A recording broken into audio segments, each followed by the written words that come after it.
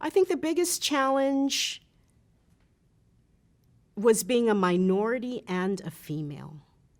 When I started, there were hardly any other women on staffs. I was on many staffs with all guys, which, I don't mind. I can hang with the guys. I grew up with brothers. But it would be nice to have some other women around. And many times I was also the only minority on the staff. And so it's kind of funny because everybody thinks, I remember one time somebody told me, they asked me some question. It's like you're the black, almanac or something. It's like I would say, well, I'll bring that up at the meeting with all the black people next time I go. But I can't speak for everybody, I can only speak for myself. So I think those two things, in an industry where people are not always exposed to having a lot of women around or having minorities around, I think that it doesn't come into their minds sometimes that we need to, spice it up a little bit. And so you kind of get forgotten a little bit, or people think you can only do a certain thing. You can only write for other African Americans. You can only write for women. And so you get kind of pigeonholed. They only want you when they need that particular thing, when really they should just look at the writing and say, this is a good writer and somebody who could bring something to this, whatever they are, So I just think that people just need to be a little more open-minded. And I feel like television has gotten very segregated. And maybe cable hasn't helped that, because now it's like, well, then they can go over and be on that channel and have their little niche, and they can, instead of, being more broad-minded.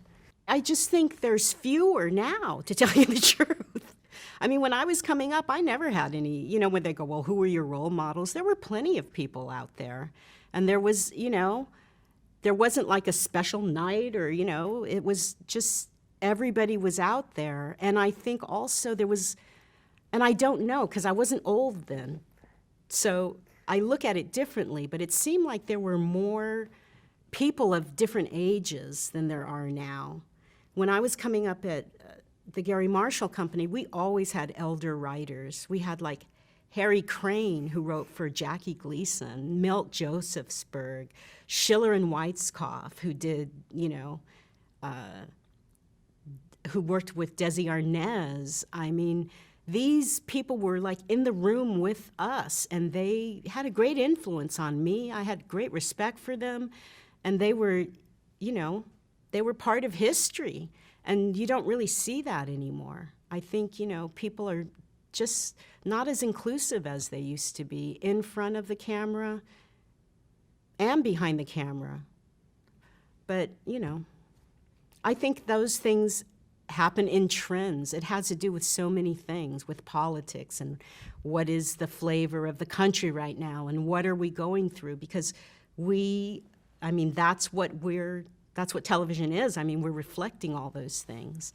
So it depends on so many things.